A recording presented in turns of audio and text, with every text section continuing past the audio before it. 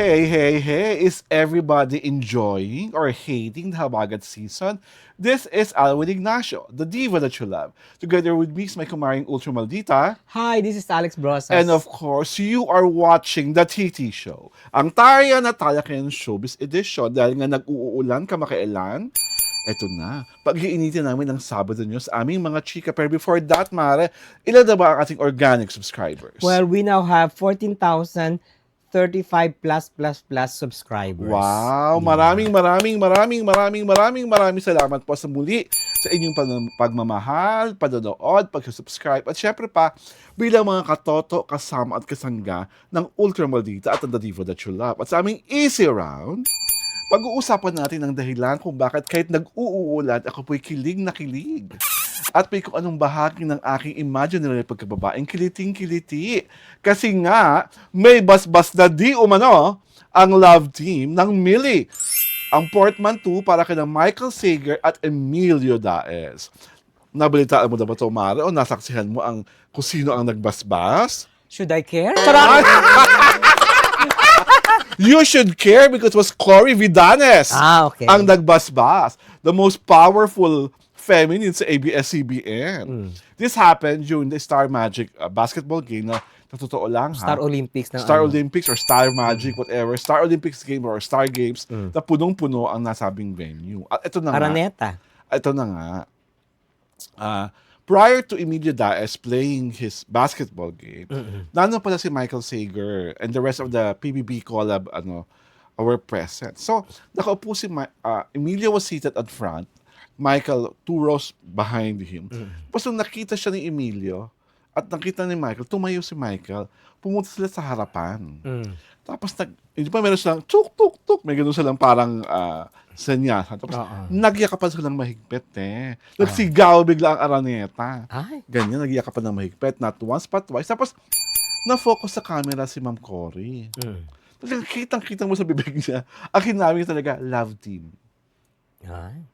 Tinuro niyang gano'n. So tapos dalawa harutan ng harutan. Nagtabi sila ng chair. Kita-kita mo talaga na parang these two young gentlemen were really missing each other. Nag-pose sila na nakabakhag sa kanya si Michael Sager. Di ba nagkaroon ng parang photo scandal sa concert ni ng Coldplay? Yeah. Di ba? Ginaya nila yon. Ay. Tapos pinicture-picture, tapos shinare na yun ngayon sa X. Tapos ito na, nung maglalaro na ng basketball game si Emilio, nakashoot. Tapos kung pagka-shoot, tumatakbo, tapos biglang tumingin kay Michael Sager, tinurong ganon. Tapos si Michael Sager, nagsisigaw na, that's my duo, pare! Ay, my God! Ang tanong ng bayan, Lauren Jogi, Annette Gozon, galiw-galiw niyo na raw ang baso. Kailan niyo ba raw gagawa ng BL? Sino Michael Sager at si Emilio Daez. What say you, Mare? Well, I think there are above all BL love teams. Kasi, no offense man to other BL love teams, di ba? Parang, they're top tier. Yes. Yung dalawa. True, Kasi true. di ba? Ay, di ba? Parang Yayamanin. they come from the higher echelons of society, di ba? Altang-alta. Yeah, oo. Number 2, they are boyishly handsome, both of them, both di of ba? them. Oo. Number 3, hunky. Yes. Di ba? Yes. Oo. Na parang and lastly, number 4, hindi sila bading. Yes. Hindi sila bading. And Di I ba? think the friendship that they share of these two straight men, na binibreak niya yung status quo. Na pwede pala dalawang lalaki, naglalambingan, nagyayakapan, nagkwekwentuhan ng sweet na sweet, na hindi natin kailangan lagyan ng ibang kulay o ng mali siya. And I think that's very healthy, especially for these times, na hanggang ngayon, grabe pa rin ang toxic masculinity, di ba? At saka, I think this is the first time in showbiz that it happened na may dalawang guy na they look good together. Yes. Tapos, they definitely love each other, pero not in a romantic way. Oo. Di ba? Brotherhood talaga. Oo, talagang, best friendship. Oo, parang, parang this was a fraternity of sort between two guys lang. Yes, Limited lang sa kanila. Oo. Walang outside, Oo, sa forces. parang walang Diba? makapasok. Yeah. Diba? Parang walang maka-eksena, walang pwede maging third wheel, maging ganon. Basta silang dalawa lang talaga. Yung parang solid na solid. Oo, And parang, I think the newest friendship that we had like that before, bata pa tayo, was I think Miguel Rodriguez at Edu Manzano.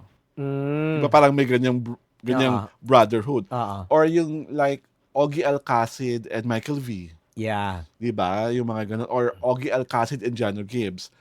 Or sino pa ba yung may friendship na ganyan? Si Alden Richards sa Derek Monasterio. What? Parang What again? di ba they're like brothers? Ayaw mo pumayag, sis? Papayag ka? Papayag ka? Ha? But they are not of the league of Emilio Daez and Michael Sager. Diba? Kaya ako tuwang-tuwa ako dun sa dalawang yun. I really hope that inamin naman talaga ni Emilio in one press con na he's more than willing if a BL project is going to be offered to them. Wala siyang para sa kanila, ang trabaho ay trabaho, ang oportunidad ay oportunidad. At saka, obviously, what they're having is clean fun. Yes. Oo. Diba? At sarap makakita ng ganyan, di ba? Oo, parang Konyo boys, it's a Konyo boy thing. Oo. It has become a Konyo boy thing to see yung ganyang magkaibigan na, Yes. di ba, na alam mong they love each other not in a romantic way, And but not in even a an erotic or sexual way. Oo. but in a brotherhood way, di ba? Oo. Parang, tapos they're so social pa, my God! Yes, di So, ba? I know, ikaw ang unang pipila sa movie. Charot! Of course! Di ba? Support natin syempre ang ating mga kind. Ay! Di ba? Kind talaga. ating mga kind. So, Mara, kunyotik tayo dalawa. Basahin mo na muna ito. Ang ating first letter sender na parang ang first name, hindi kunyotik, ha? Yeah, it's so cheapening. Charot! Bakekang si ako. Ayan na. Wow! Well, it all says, with this message, binabagayan kasi ang kaartehan. Mga bini, di kagandahan at di alta, kaya umarte sila ng tama. Parang Period. dapat na gustong sabihin, diba, kaya dapat umarte sila ng tama.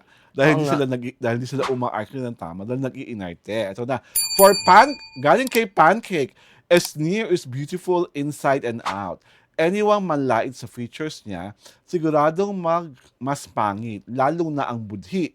Kaya pinagpapala sila sa mga mabubuting kaibigan at handa siyang protektahan.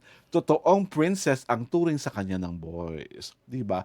Wala naman po kami sinasabing hindi kagandahan si Esnir. Ang kinasabi lang namin, alam mo, ito Pancake, ang kasabi lang raw ng mga taong ang beauty is deep inside, yun po ay mga taong pangit talaga.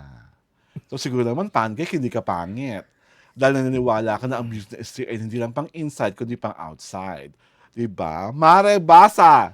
What's this? Just GM? JM. JM, wala namang problema kung ayaw nilang yung food, di ba?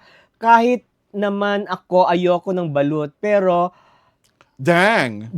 yung Pinoy ka, tapos nirate mo ng negative yung pagkain Pinoy. Kung di mo bet, di sana kahit zero na lang, di ba? Bakit kailangan negative pa? Para mo na rin sinabing sa buong mundo na basura yung pagkain Pinoy na yon. Ang nakakaya pa, kahit nga mga foreigner, nag-Filipino food tasting, hindi nag-hate ng ganyan kababa kahit di nila bet yung food. Kasi they know how to respect others' culture. Tapos heto tayo, kapwa Pinoy, instead na kahit paano i-promote sariling atin ay ganun pa nangyari. Sorry, pero yun ang pagiging fake at ipokrito ng ilang bini is through the roof talaga. Pero salamat din sa ilan na sa kanila na nag-rate ng matino. Alam mo Teka, sandali. Essay writing contest pala kinalihan niya. Oo nga eh. Akala ko letter lang, haba. Alam mo, Pero I appreciate your points, ha? Valid naman. oo, pero ako kasi, what's wrong with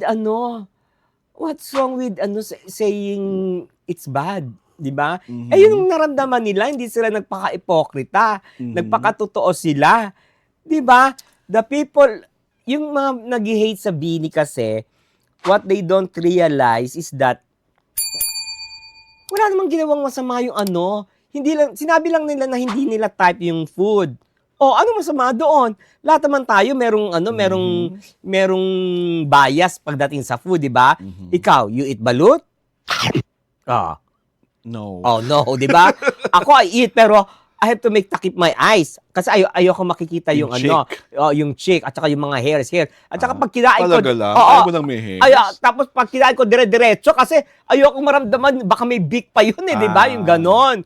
Oh, what's wrong with with saying with Well, saying anyhow, things? anything that has to do with those ladies, okay na ako dyan. So, pula kay Prina Cabral, pang-international competition ang beauty nyo. Aray ko. We love you, Prina. We love you, Nakakaloka. Chad. Mahal na mahal namin kayong On a dalawa. rainy weather. On a rainy Charot. weather. Thank you for praising us. And on that note, this is Alwin Ignacio, the diva that you love. Together with Miss May Kumaring Ultra Maldita. Hi, this is Alex Brosas. And yes, oh yes, you are watching The TT Show, ang tarian at talakayan showbiz edition.